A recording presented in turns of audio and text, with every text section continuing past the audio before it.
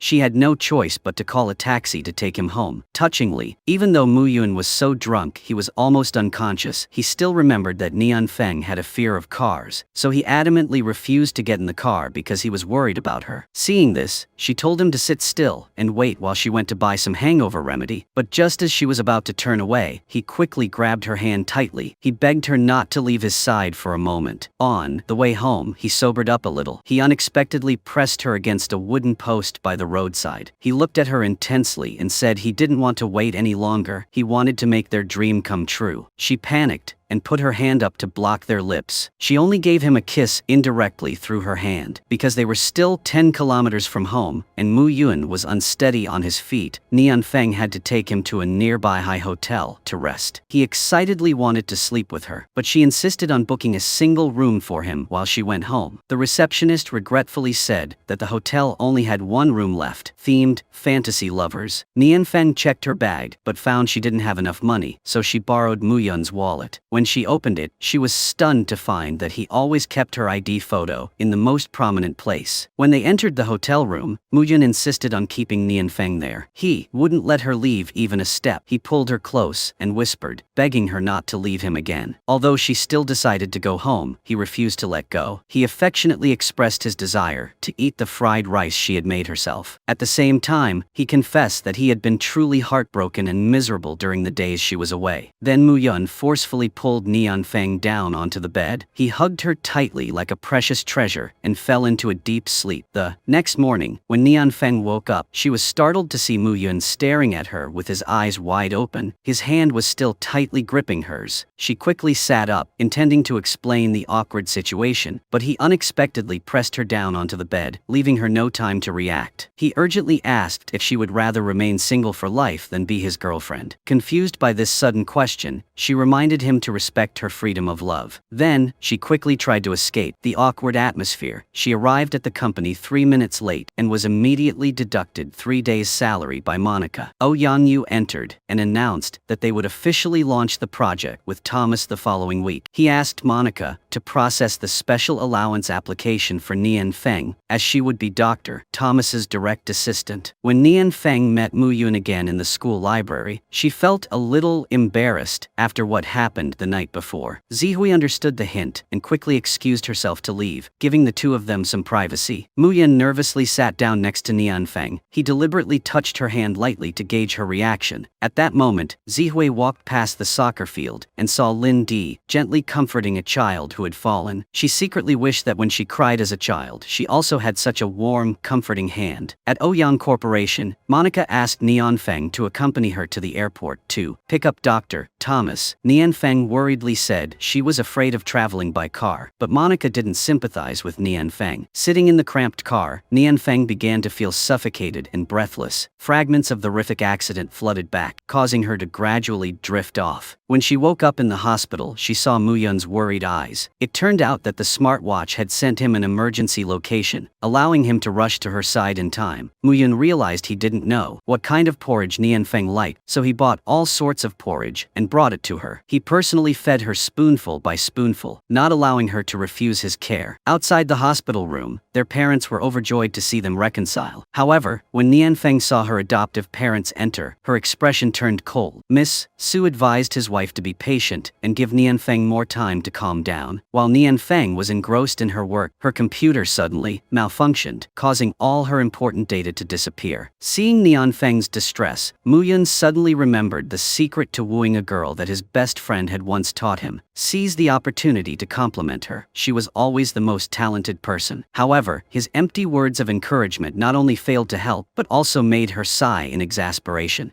Mu Yun continued to apply the second rule of his seduction technique, acting domineering like a CEO. He brazenly carried her to the park for a walk. She joked that he was deliberately trying to harm her by making her walk under the scorching sun. The third rule was to give a special gift. Mu Yun excitedly brought out all sorts of air fresheners, leaving Nian Feng speechless. Seeing Qin Yao visiting Nian Feng, Mu Yun immediately became jealous. He tried to send his best friend away. Seeing this, Nian Feng took Mu Yun outside to get some fresh air so she could talk to Qin Yao privately. Qin Yao laughed, knowing full well that Mu Yun was afraid he would steal Nian Feng away. Qin Yao told her that Mu Yun had been so engrossed in creating a smart bracelet for her that he hadn't finished his graduation project yet. For Mu Yun, nothing in the world was more important than Nian Feng. Nian Feng also ran down, showing off the bag of tangerines Qin Yao had just bought, which were very sweet. She forcibly peeled a segment and put it in Qin Yao's mouth to try. Mu Yun, standing beside her, complained that the tangerine was sour, so he didn't let her eat anymore. She smiled and nestled against his chest. This small act of hers made him begin to feel a sweetness spreading in his heart. Just then, Ouyang Yu called to announce that the first batch of heart disease medication was about to go into production. Nian Feng was overjoyed because she could soon save Diyin's life. Mu Yun watched Nian Feng's happiness for someone else and sighed. He wondered when he would ever be number one in her heart. The next day, when Ouyang Yu came to visit Nian Feng, Mu Yun angrily asked if the Ouyang family hadn't already caused Nian Feng enough suffering. He warned Ouyang Yu to stay away from Nian Feng. Ouyang Yu calmly asked Mu Yun to deliver the latest experiment report to Nian Feng. Then he left. But no sooner had Mu Yun gotten rid of Ouyang Yu than another rival appeared. Diyin called to report that Nian Feng's condition had improved, and the doctor had discharged him for a few days. Nian Feng happily bought a bouquet of fresh flowers to welcome him. Mu Yun, consumed by jealousy, snatched the flowers and resolutely refused to let Nian Feng give them to to anyone else. He followed them, venting his anger on the poor petals. Dian reminded Nianfeng to attend her scheduled psychological appointment. It was then that she noticed Mu Yun plucking the flowers from her bouquet, so she quickly demanded he return them. When Nianfeng arrived at the psychological clinic, she expressed her desire to recover her lost memories. Under the doctor's guidance, she gradually drifted into a deep sleep, returning to the happiest moments of their families from the past. After Nianfeng's parents met with tragedy, Mu Yun held her hand and promised to protect her forever. They innocently made a pinky promise, vowing to marry and be together for life when they grew up. After the first hypnosis session, Nianfeng called Di Yin and told her that she had remembered many childhood memories. She suddenly realized that in all those memories, Mu Yun was always by her side. Di Yin smiled and said he had known for a long time that Mu Yun had special feelings for Nianfeng. He advised Nianfeng that no matter what the truth of the past was, Mu Yun was completely innocent. Before the graduation prom, Zihui used her makeup skills to transform Nianfeng. Nianfeng sighed sadly because she hadn't seen Mu Yun for several days. Zihui comforted her and assured her that Mu Yun would definitely attend the prom that night. Nianfeng appeared resplendent at the prom, drawing admiring glances from head to toe. Mu Yun approached her, his eyes scanning her from head to toe. He quickly took off his vest and draped it over her shoulders. He declared that he didn't want anyone else to admire her beauty besides him. He pulled her up to the rooftop to escape the noisy crowd. He said that he only needed her for their private graduation prom. Knowing she loved dancing, he retrieved his vest and put it on neatly. As the melodious music began to play, he politely bowed and invited his princess to dance. She smiled brightly. She happily nestled into his warm embrace. Although she wasn't a skilled dancer, under his guidance every step became natural and rhythmic. Their dance seemed to tell a gentle, yet deeply moving love story. When the dance ended, the music still lingered in the air like the echo of unspoken emotions. Without a word of warning, Mu Yun leaned down and placed a passionate kiss on Nianfeng's lips. The kiss was strong and decisive, as if he had been waiting for this moment for a long time. Suddenly, Nianfeng's stomach rumbled with hunger. The romantic atmosphere was shattered. Embarrassed, she ran off to find something to eat for him. When Nianfeng returned to the ballroom, she coincidentally met Qin Yao. Seeing Mu Yun approaching, Qin Yao deliberately teased Mu Yun by stroking Nianfeng's hair. He complimented her on becoming more and more beautiful. Qin Yao even sarcastically remarked that if Mu Yun hadn't liked Nianfeng first, he would definitely have pursued her. As expected, Mu Yun became jealous and declared that he would no longer care about Nianfeng. Then he turned and walked away. Just then, he met Qing Shui. She invited him into her car and promised to tell him the whole truth about what happened years ago. Nianfeng chased after Mu Yun, but she only managed to see him get into Qing Shui's car. At Ouyang's house, Qing Shui showed Mu Yun photos of Nianfeng at a bar with Zihui to tarnish Nianfeng's reputation. Then she presented a deal to buy back the original shares. She agreed to testify that Mu Yun's family was innocent of Nianfeng's parents' deaths, but in return, Mu Yun had to agree to be her boyfriend. Furthermore, Qing Shui promised to represent the Ouyang family and invest heavily in Mu Yun's startup project. He flatly refused, hating this kind of cheap emotional transaction. Qing Shui, furious, grabbed Mu Yun's hand, insisting she had to have him at all costs. Meanwhile, Nianfeng and Zihui were being chased by a gang of thugs. The two girls quickly hid in an empty room and called Mu Yun for help. However, Qing Shui quickly snatched Mu Yun's phone. He calmly took back the phone and coldly stated that she was completely unworthy of him. Unable to contact Nianfeng again, Mu Yun used his hacking skills to track her location. However, Qin Yao arrived first to rescue the two girls. The thugs falsely accused Nianfeng of drinking alcohol, but refusing to pay. Qin Yao told Nianfeng to leave first, while he stayed to handle the situation. Nianfeng secretly switched off the power to use the darkness to help Qin Yao escape, but the thugs caught up and attacked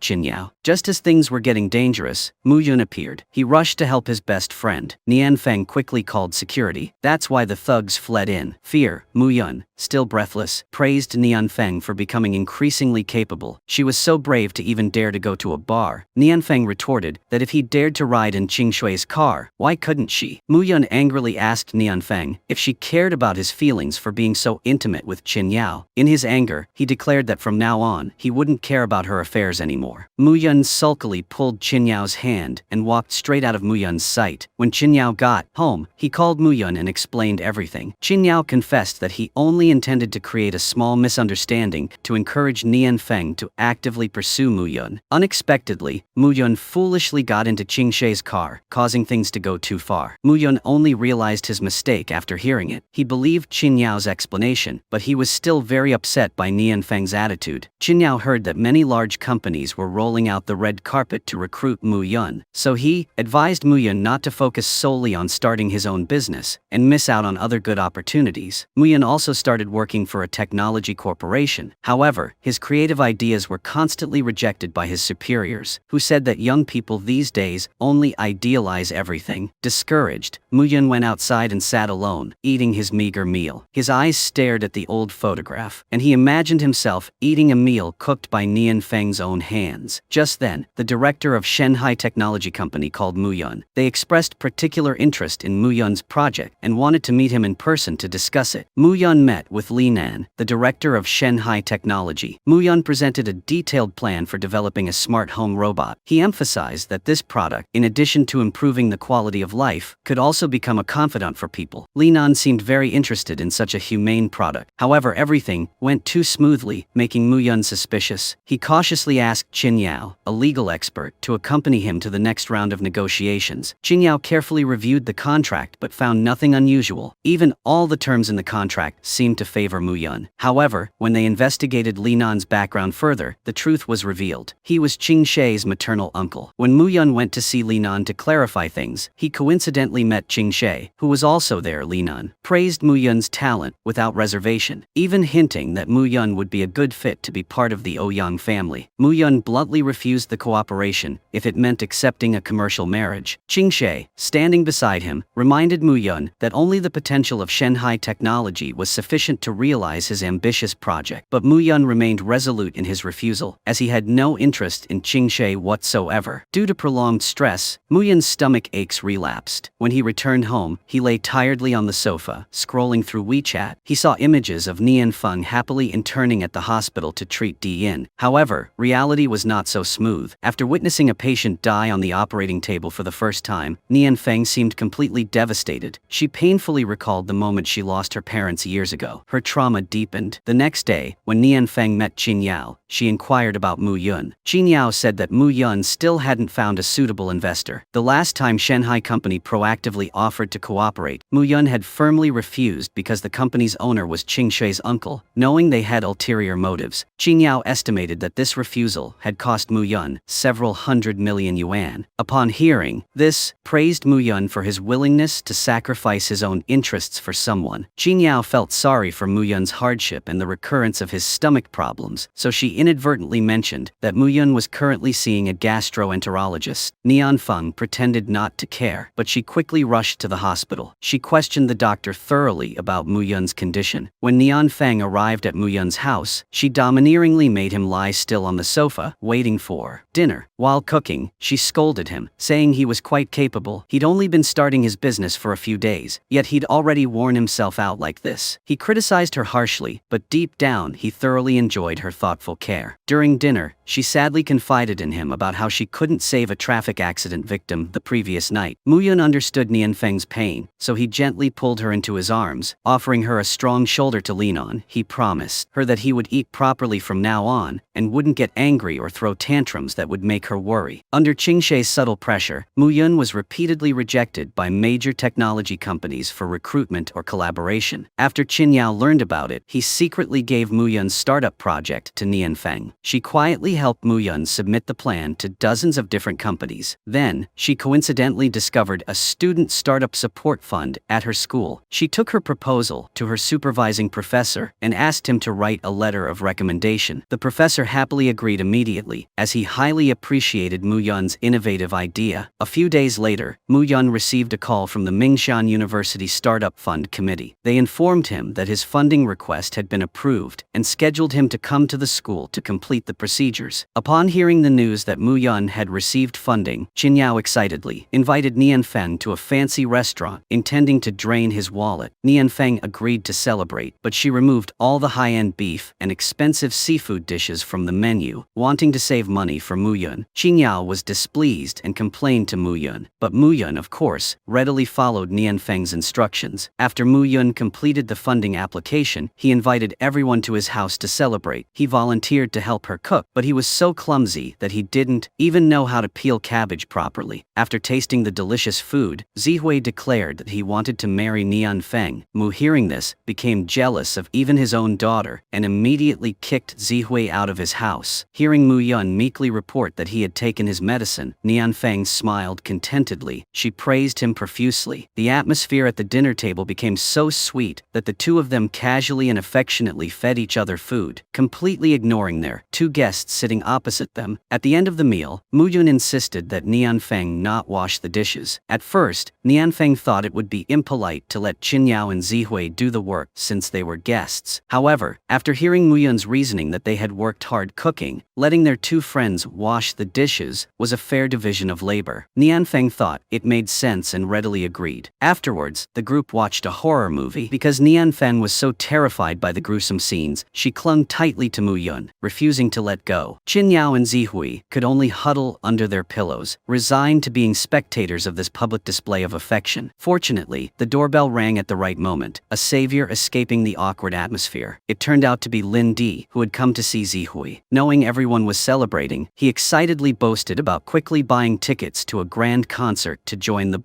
fun. Ironically, however, due to his desire for a cheap ticket, Lin Di had mistakenly bought tickets for a dry and boring business seminar. On the way home, Mu Yun nervously opened the ring box he had prepared in his jacket pocket. He decided to muster up the courage to change his way of addressing her. He hesitantly asked if she would agree to be his girlfriend. Without waiting for her reaction to refuse or agree, he boldly thrust the ring box into her hand as an undeniable declaration of ownership. Nian Feng remembered Zihui's warning not to easily accept Mu Yun's confession, so she followed the plan and said she only liked a gentle angel, not a devil like him. However, as she turned away, she secretly slipped the ring onto her finger and smiled happily. Mu Yun walked Nian Feng to her doorstep. In the quiet space, he suddenly reminded her that she seemed to have forgotten something important. Before she could figure out what she had forgotten, he unexpectedly leaned down and gave her a sweet and deep kiss. That kiss was the culmination of all the pent-up emotions, the intense feelings of love he had kept hidden in his heart for so long. In that romantic moment, he whispered a sincere promise in her ear that he would do his best to become the gentlest angel, that he would always be there to protect and love her. The next day, Mu Yun arranged to meet Zihui. He generously let her order whatever she wanted in exchange for love advice. Zihui appreciated Mu Yun's eagerness and suggested a very subtle flirting technique, but Mu Yun shook his head. He'd rather die than follow that cheesy method. When they arrived at the shopping mall, Zihui dragged Nian Feng to the counter to fill out a love survey form to receive a free gift. In the survey, Nian Feng wrote that she hoped her other half would be gentle and considerate. He should know how to cook 5-star French cuisine. He also had to be able to sing well and dance beautifully. She specifically noted that she preferred a lizard as a gift for a romantic proposal. Everything was exactly as Mu Yun had planned. Reading Nian Feng's survey, Mu Yun began to imagine himself serving her in a lizard costume. He would be busy in the kitchen cooking and sewing. He even performed art to help her enjoy her meal more. Back to the harsh reality, Mu Yun had to ask Zihui for crash course dance lessons, but it seemed that the cold, excellent student often lacked artistic ability. His dancing looked very stiff. Although Mu Yun didn't like reptiles, to please Nian Feng, he started raising a lizard. He called Qin Yao over to encourage him to bravely move his pet. Qin Yao watched the scene and could only admire Mu Yun. Mu Yun was willing to sacrifice his life for love. Mu Yun went to the supermarket to buy the most professional cooking utensils. He went online to learn the secret recipe for a perfect steak from a 5-star restaurant chef. After preparing everything carefully, he decided to lure Nian Feng to his house. He pretended to call and say he had a high fever and asked her to come over at 6 o'clock that evening to take care of him. Nian Feng knew Mu Yun's intentions, but she still willingly agreed. Mu Yun was overjoyed to hear Nian Feng's agreement. He immediately set about cleaning the house thoroughly. Finally, Nian Feng arrived. Mu Yun noticed her unusual outfit, but he still complimented her on her beauty. He said that her arrival instantly cured his illness. Nianfeng went around inspecting the house and praised its tidiness. However, she said it wasn't clean enough in every nook and cranny. Mu Yun quickly restrained himself from contradicting her. He obediently promised to pay more attention next time. Nianfeng couldn't hide her curiosity. She asked why he had suddenly changed and become so unusually gentle today. In response to her surprise, he kindly asked if she liked this gentle version of him. However, the romantic atmosphere didn't last long. When Nianfeng witnessed Mu Yun's skillful knife wielding in the kitchen, she pouted and teased him. She bluntly criticized his meat slicing technique, saying it was still poor and clumsy. Despite her harsh criticism, he could only restrain himself. He half-jokingly said that he always considered her a role model and would strive to do even better. Under the romantic candlelight, Mu Yun poured a glass of red wine. He thoughtfully cut small pieces of steak and placed them on a plate for her. Nianfeng tasted a piece and frowned, saying the meat was still slightly undercooked. Mu Yun obediently accepted her feedback and promised to cook better next time. He deliberately cut a large piece of meat and fed it to her. Seeing that she only took a tiny bite, he happily ate the rest. He thought to himself that he had never tasted such delicious meat before. While watching the movie, he waited until the two main actors were passionately kissing before turning off the TV. He then went to turn on the lights, illuminating the living room with artificial starlight. The once cold and aloof Mu Yun has unexpectedly transformed into an adorable rabbit with fake ears on her head. He began a somewhat awkward and clumsy dance, successfully making his beloved laugh. Nianfeng could never have imagined that a man who always maintained a cold, icy demeanor would be willing to put on those funny bunny ears for her. He accepted shedding his image to perform an awkward dance right in the middle of the living room. When the dance ended, he sat down and gently leaned close, causing her to lean back on the sofa. In that private space, he tenderly presented her with a brand new keychain, a small gift, yet filled with so much affection, meticulously sewn by his own hands. He whispered sweet words in her ear, assuring her that as long as it pleased her, he was willing to do anything for her without hesitation. Before Nianfeng could utter a word in response, Mu Yun, unable to restrain his emotions, lunged forward and gave her a passionate and fervent kiss. Suddenly, a strange noise interrupted the romantic atmosphere. It turned out the lizard had crawled out of its nest and was slithering across the floor. Mu Yun, seizing it,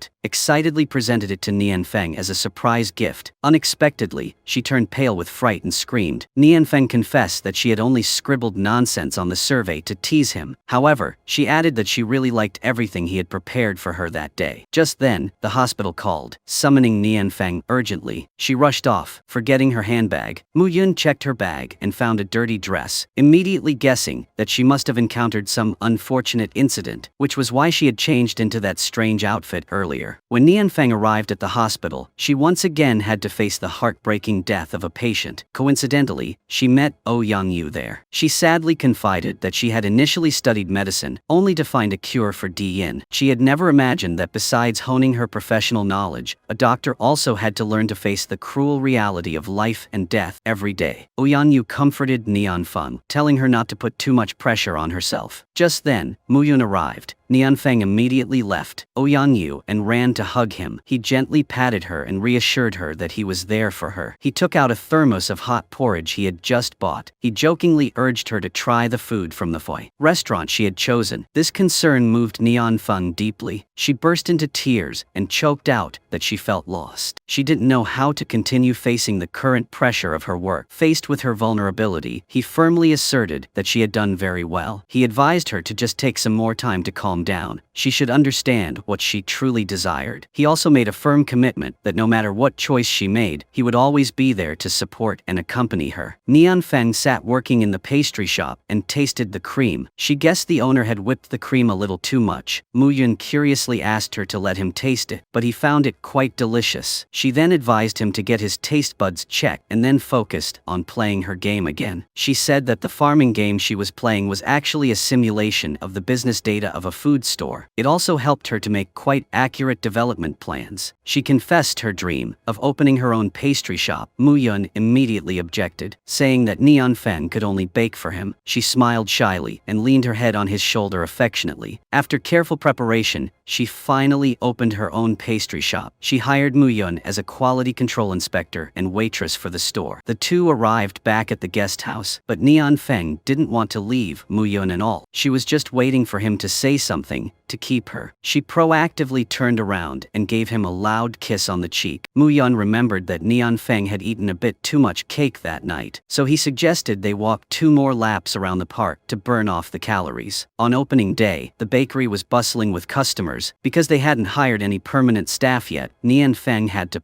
ask Zihui to help her. She apologized apologetically for bothering her best friend for a few days. Zihui laughed and said it was okay, because she also had a hidden hero helping her makeup shop. She revealed that Muyun knew how to edit videos, edit photos, write advertising copy, and even do market research. Muyun was working for free for Zihui's shop. At the same time, he also managed the social media accounts for Nian Feng's bakery. Dian also came to congratulate Nian Feng on her successful grand opening. She invited him to sample her special cake. Nian Feng seemed quite nervous because she was secretly practicing making a birthday cake for Muyun. She mentioned that Muyun had been busy participating in a robot competition lately, so they hadn't seen each other in a long time. Seeing Nian Feng's shyness, Dian stepped in to help her. He borrowed Nian Feng's phone and texted Muyun to arrange a birthday date. Seeing Nian Feng proactively ask him out on his birthday for the first time, Muyun was overjoyed and prepared meticulously. He called Qin Yao to ask what he should wear for this important first date. Qin Yao, feeling dejected, said that with Muyun's looks, he'd look good even in a sack. Hearing that Nian Feng had opened a bakery, Qing Shui brought her friend Xiao Qing to check it out. Xiao Qing tasted a piece of cake and immediately frowned, criticizing the owner's poor baking skills. Qing Shui pretended to apologize to Nian Feng, explaining that her friend was a bit picky about food. Nian Feng coldly retorted that if the customer didn't want to eat, they shouldn't force themselves to come to the shop. She had seen through Qing Shui's intentions. Nian Feng felt that she was simply a spoiled rich girl with too much free time to mess with other people's lives. Xiao Qing defended her friend and advised Nian Feng not to act superior. Xiao Qing warned Nian Feng not to think that opening this bakery made her worthy of Muyun. Nian Feng laughed and said she had no choice because, from childhood to adulthood, Muyun's heart was only filled with her name. Nian Feng declared that she would treat Xiao Qing and Qing Shi to this meal for free. They didn't need to pay, but she hoped she would never have to see Qing Shi enter her shop again. Finally, Nian Feng finished the heartfelt birthday cake for Muyun. Just then, a food review vlogger burst into the shop. He loudly accused the bakery of not meeting food safety and hygiene standards. He roughly tossed the cake to the ground and dragged the cameraman straight into the kitchen. He brazenly twisted the truth, falsely accusing Nian Feng of using expired milk and rotten fruit to make the cake. Sure enough, Qing Shi called later. She admitted that this was the beginning of her warning to Nian Feng. She issued an ultimatum. Nian Feng had to leave Muyun immediately, otherwise she would make Muyun lose everything he had built. After finishing work at the competition, Muyun carefully shaved his beard. He smoothed his hair and tidied up his appearance to get ready to pick up his girlfriend for her birthday celebration. But when he arrived, he saw Nian Feng sitting slumped on the floor amidst a chaotic mess, sobbing. She recounted that she hadn't had time to throw away the spoiled fruit when 2 strangers rushed in and started filming her. They falsely accused her shop of unethical business practices. She pointed sadly at the ruined cake on the floor. She choked out to Muyun that the birthday cake she had lovingly prepared for him was ruined. Muyun said nothing, but silently bent down, dipped his finger into a piece of the ruined cake, and tasted it. He smiled gently and assured her that it was the best tasting cake he had ever tasted in the world. His words made her laugh through her tears. She leaned her head against her lover's strong shoulder for comfort. Then, she held his hand tightly. Together, they went into the kitchen to make another cake. In that moment of happiness, he whispered in her ear, thanking her for giving him the most memorable birthday of his life. When they arrived back at the boarding house, Nian Feng heard Xiao Ya screaming for help. Her ex-boyfriend, unable to accept the breakup, had lost control and broken into the house. Seeing Nian Feng in danger, Muyun rushed out to shield her. As a result, he was cut on the hand by a piece of glass. Frantically helped him into the room to bandage the wound. He was afraid the crazy man would come back to cause trouble, so he decided to stay overnight at her house, keeping watch in the living room. She brought a blanket out to cover him, only to find him asleep on the sofa. She sat down and gently touched his cheek. Just then, he woke up, startling her. She tried to pretend to sleepwalk, but clumsily bumped her head on the edge of the table, causing a sharp pain. He couldn't help but laugh. As he recounted the old story, he revealed that in the past, whenever she sleepwalked, he would seize the opportunity to pick her up, secretly give her a kiss, and then gently lay her back down on the bed. Hearing this secret, her face flushed with embarrassment. She quickly pretended to have just woken up, wondering if she had just experienced a dream. Faced with her attitude, Mu-yeon became more serious. He explained that she had almost jumped from the building unconsciously. That's why he had to stay and watch over her. Only then could he feel at ease. Seeing him huddle on the cold floor just to protect her, she was moved and slowly reached out her hand. He didn't make her wait long. He immediately took her small hand, intertwining their fingers tightly. He conveyed warmth and a feeling of absolute security to her. The next morning, Feng's pastry shop was sealed by authorities for investigation. Mu-yeon reassured her that he would find evidence to clear her name. He was determined not to let Qingxue hurt her again. Nianfeng worried that if Qingxue continued her mischief, it would negatively impact Mu-yeon's startup project. He held her hand and asked her to trust him. He would only do things he was certain of success with. Just then, Yang called to report a major problem with the clinical trial batch of the drug. Nianfeng was extremely worried, so she rushed to the company to see Dr. Thomas to find a solution. At the hospital, Yang announced the good news that he had brought Dian's condition under control. Doc Thomas suggested adjusting the drug's ingredient ratios and restarting the experiment from scratch. Nianfeng worried that Dian wouldn't be able to wait for the experiment to be completed. Understanding the urgency, Thomas agreed to mobilize all the technicians in the US. They would try to complete the project as soon as possible. When Nianfeng visited Dian, she unexpectedly met Mu-yeon in the hospital room. It turned out that Mu-yeon had come to get Dian's health checkup report so she could talk to her best friend with peace of mind. Dian was very happy to see that Mu-yeon had changed positively because of Nianfeng. Knowing that his two friends had overcome many obstacles to be together, he advised Nianfeng never to give up for any reason. In return, Dian promised to persevere and not give up on treatment. Meanwhile, Zihui went to find Lindy to return some items, only to discover he was delirious with fever. She rushed him to the hospital, but he unexpectedly gave her a gift, her favorite cosmetics, bought with the first money he earned himself. Zihui scolded Lindy for being foolish, realizing that she liked him even more than those inanimate objects. Nianfeng went to see Yang, wanting to thank him for his efforts in persuading the board of directors to continue funding the experiment. Yang smiled and suggested Nianfeng repay him with a family meal. In the cozy kitchen, Yang silently watched Nianfeng's back as she busily cooked. It had been a long time since he'd tasted the flavor of a real family meal. Nianfeng offered him a sample of her mushroom soup. She honestly shared that it was her boyfriend's favorite dish. After the meal, Dr. Thomas escorted Nianfeng home. Yang reminded her to take care of her health for the next experiment. Mu-yeon watched from afar, his jealousy overwhelming him. He rushed over and dragged his girlfriend to his house. Yang tried to stop Nianfeng, but Thomas called just then to report that the drug had been successfully improved. Nianfeng was overjoyed, but the first person she wanted to share this good news with was Mu-yeon. The next day, Nianfeng took Dian to the United States to begin the drug trials. At home, Mu-yeon missed his girlfriend terribly. He constantly checked Nianfeng's WeChat to wait for news. A week later, Nianfeng returned home. She was eager to see her boyfriend immediately. Mu-yeon unexpectedly appeared from behind her. He used her lips to soothe his long-held, intense yearning. Just then, Yang called, urging Nianfeng to return to the company for an urgent meeting. She had to appease her boyfriend, promising to come see him as soon as she finished work. Remembering it was Nianfeng's birthday, Yang had given her an expensive diamond necklace. He explained that Thomas highly valued her abilities, so she should consider it a company reward. Meanwhile, Mu-yeon was baking a birthday cake, waiting for his girlfriend to come home, but the clock struck 10 o'clock at night, and she still hadn't arrived. She called to say she had to work overtime and promised to celebrate her birthday tomorrow. Although disappointed, he was understanding and canceled their restaurant reservation. However, Qingxue called to say that Yang had just given Nianfeng a diamond necklace and had prepared a surprise birthday dinner for her. Mu-yeon rushed to wait for Nianfeng downstairs. He presented her with a birthday cake shaped like a white rabbit, which he had made himself. However, he was speechless when he saw the new necklace Yang was wearing around her neck. Seeing Nianfeng still seeming delighted with the gift, Mu-yeon sulked and left without a word. To celebrate reaching 1 million followers on social media, Zihui held a small party. She freely expressed her affection for Lindy, forgetting about the two wooden statues of Mu-yeon and Nianfeng sitting opposite each other in the cold atmosphere. Nianfeng thoughtfully reminded Mu-yeon not to eat spicy lobster because it would upset her stomach. He coldly told her that if she got drunk, she should go home by herself. off. After they finished eating, Mu-yeon asked to leave early. Zihui disagreed, insisting that the two friends reconcile before they could leave. Lin-di followed Zihui's advice and took Mu-yeon outside to talk. But before Mu-yeon could even begin to complain, Lin-di angrily turned back to confront Zihui. He asked why she was selling the gifts he had given her online. Zihui reminded Lin-di that he had voluntarily given her those items and had even pursued her relentlessly. As a result, Mu-yeon had to stay and comfort Lin-di all night. When Mu-yeon arrived at the lab, the professor assessed his robot project as progressing smoothly. However, the project was facing problems with its practical application. He warned that if Mu-yeon didn't soon find a breakthrough, while funding for the later stages was insufficient, the project would surely fail. Lin-di thanked Mu-yeon for taking care of him all night. He borrowed a phone to watch a live stream. He wondered why Zihui didn't seem distressed at all after arguing with him. Mu-yeon glanced at the screen and saw Zihui advertising a necklace identical to the one Nianfeng was wearing. It turned out that it was a gift from Zihui to her, not something she received from Ouyang Yu. Mu-yeon breathed a sigh of relief that the misunderstanding was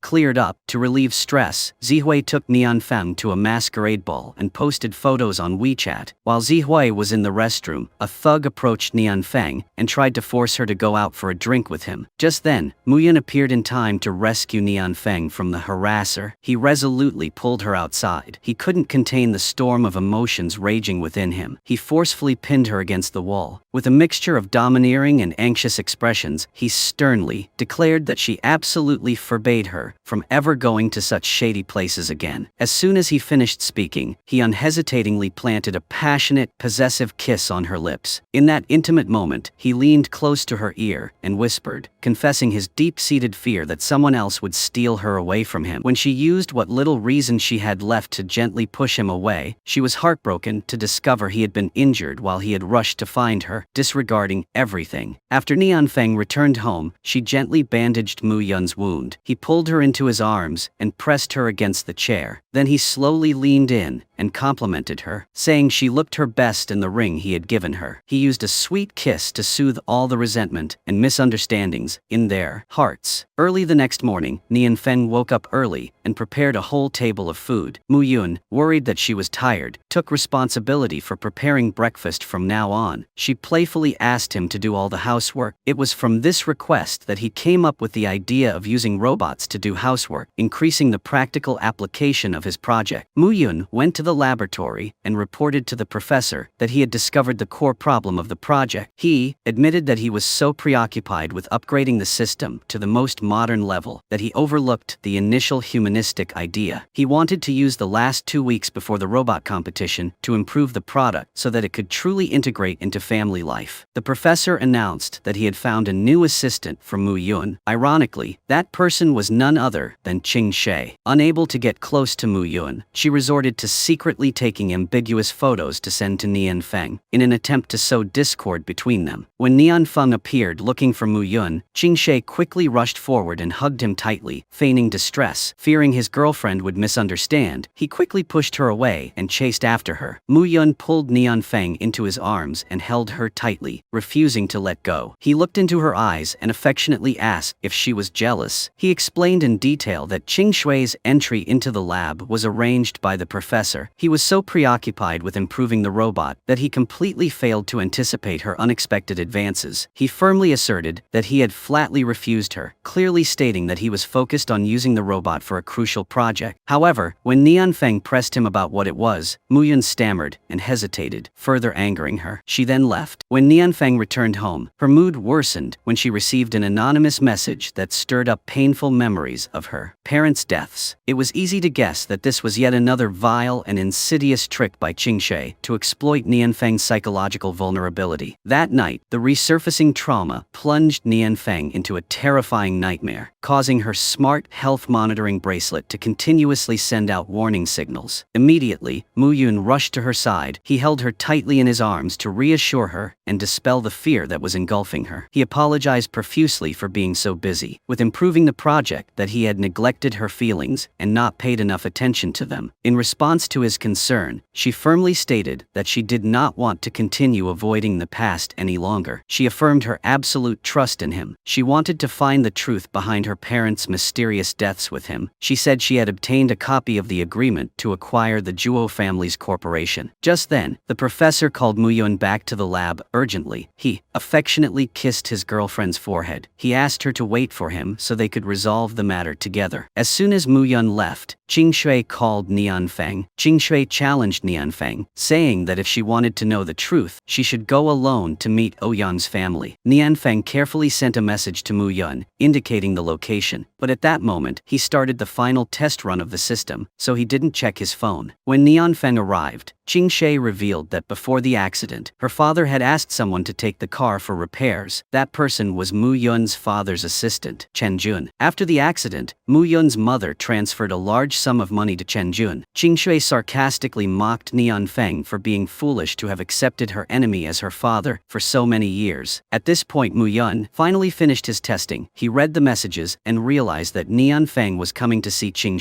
He called her but couldn't reach her. So Muyun called Ouyang Yu and asked him to keep an eye on his crazy younger sister. Meanwhile, Nianfeng remained steadfast in his disbelief of Qing's words. Nianfeng suspected that Qing wanted to sow discord between her and Muyun, which was why Qing had staged this whole charade. Just then, Ouyang Yu and Muyun burst into the room. Yang Yu read Qing's forged report and felt deeply ashamed for his sister. Therefore, he decided to tell the whole truth. He sent Nianfeng the full recording of her father's conversation. In it, Mr. Zhuo blamed himself for trusting the Ouyang family, thus falling into their despicable takeover plot. He affirmed that he would work with good friends like the Su family to help the company overcome this difficult situation. Ouyang Yu recounted that year, his father, wanting to lead the Ouyang group to greatness and eliminate its only rival, the Zhuo family, had resorted to extreme competitive tactics. Ouyang Yu's father pretended to cooperate with the Zhuo family for mutual development, but in reality, he secretly lured away key managers from the Zhuo family. The Zhuo family lost talent and their capital was cut off, ultimately leading to bankruptcy. At that time, Muyun's parents supported Nianfeng's family's merger decision, so they handed over many internal documents to the Ouyang group. But by the time they discovered their partner's plot to take over, it was too late. Nianfeng's father, trusting only the Su family, decided to transfer all remaining shares to them to protect his assets. Muyun still couldn't understand why Qing went to such lengths to fabricate false evidence. Qing resentfully recounted how years ago, when her father came to the Su family to seek allies, she first met Muyun and was immediately attracted to him. However, Muyun's attention was always focused on Nianfeng. Qing, a proud young lady whose self-respect had been trampled upon, tried to become outstanding to attract Muyun's attention. But after all these years, in his eyes, there was still only the ordinary Nianfeng. Nianfeng asked Qing what made her so certain that she could get whatever she wanted. Nianfeng believed that no one had hurt Qing. Everything from beginning to end was simply due to her insatiable greed. Qing lost control and lunged at Nianfeng, pushing her onto a chair. Ouyang Yu quickly restrained her so that Muyun could safely take Nianfeng outside. During the struggle, Qing slipped and hit her head on the edge of a cabinet, losing consciousness. Knowing that Thomas had successfully tested a cardiomyopathic drug, Nianfeng requested to withdraw from the project. She wanted to take some time to rest and think about her future. To compensate for the harm caused by his family, Ouyang Yu secretly put Nianfeng's name on the cardiomyopathic research fund. He instructed Monica to keep this a secret until everything was settled. Ouyang Yu recalled a childhood visit to the Su family's house with his father. At that time, Nianfeng had asked him to give Qing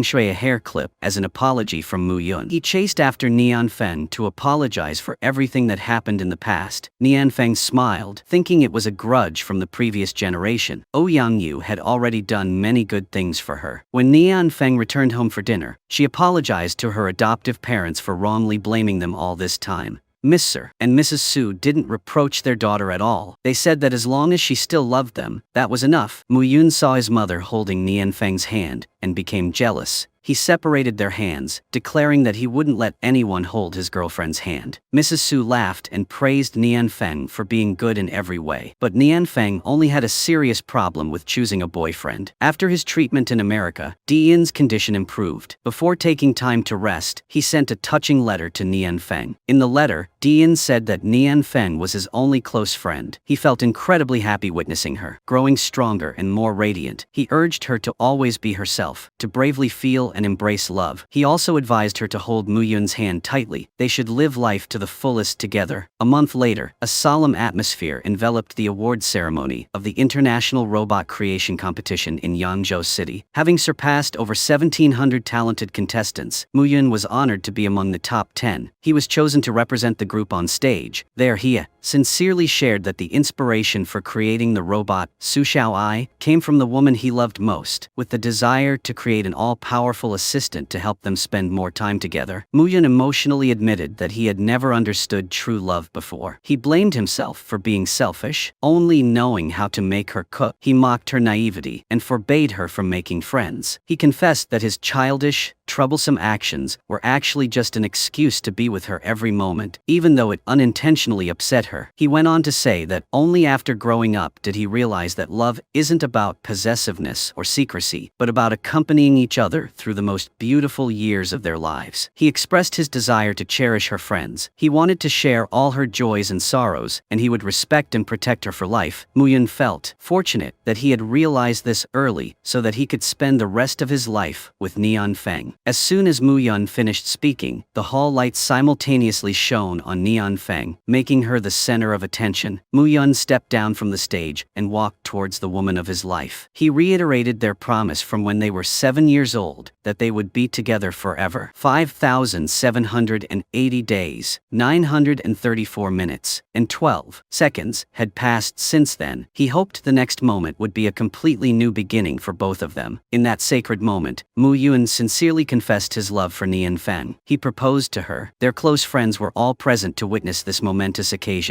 Yin was now healthier thanks to the recent improvement in his medication, which suited his condition perfectly. Muyun immediately pulled Nian Feng closer to him. He playfully reminded her that he was the main character of the day. Overwhelmed with emotion, Nian Feng nodded in agreement. She willingly agreed to marry Muyun. She wanted to continue their happy story together. On their way home, Nian Feng felt a slight pain in her leg. Muyun offered to carry her, but she decided to call a taxi herself. She said that because he was by her side, she was no longer afraid of anything. He was her best pacifier. She bravely got into the car, her hand tightly intertwined with his neck. His warmth calmed her down. He smiled and placed a gentle kiss on her lips to reassure her. When Nian Feng moved his belongings back to Muyun's house, she insisted on keeping the painting he had bought her. He chided his girlfriend for still being reluctant to wear the dress he had given her the other day. He lifted her up and teased her, saying it must be because she had gained weight that she didn't dare wear it. During their romantic candlelit dinner, he completely rectified his previous cooking shortcomings. He pan-fried the beef more thoroughly and chose the freshest vegetables. However, she still pretended to be unsatisfied. She said that this wasn't enough to make up for all the years he had bullied her. He slowly approached and lifted her into his arms. He whispered that he had decided to use a sweeter way to atone for all his mistakes. The two were passionately kissing in bed when suddenly Mrs. Su opened the door and walked in. She had brought new things for Nian Feng, but she witnessed their steamy scene. She hurriedly closed the door and invited the two to continue. Muyun, without any hesitation, was about to kiss his girlfriend again. But Mrs. Su opened the door again because she had forgotten to encourage her daughter. Nian Feng, embarrassed, quickly broke free from Muyun's embrace. Nian Feng tried on her wedding dress, putting aside the fatigue of a hard day's work. Muyun was overwhelmed with emotion when he unexpectedly saw the beautiful bride he had longed for so many years standing radiant before him. In that sacred moment, he couldn't control his feelings. He choked up as he thanked Nian Feng for her presence, which had made him the happiest man in the world. In response to his sincere feelings, she smiled happily. She gently affirmed that she was the luckiest and happiest person to be loved by him. He pulled her into his arms and planted a long, deep kiss on her lips, a solemn vow that for the rest of his life, his heart would only belong to and love her alone. After the wedding, she happily packed her bags for their honeymoon. He insisted on bringing their marriage certificate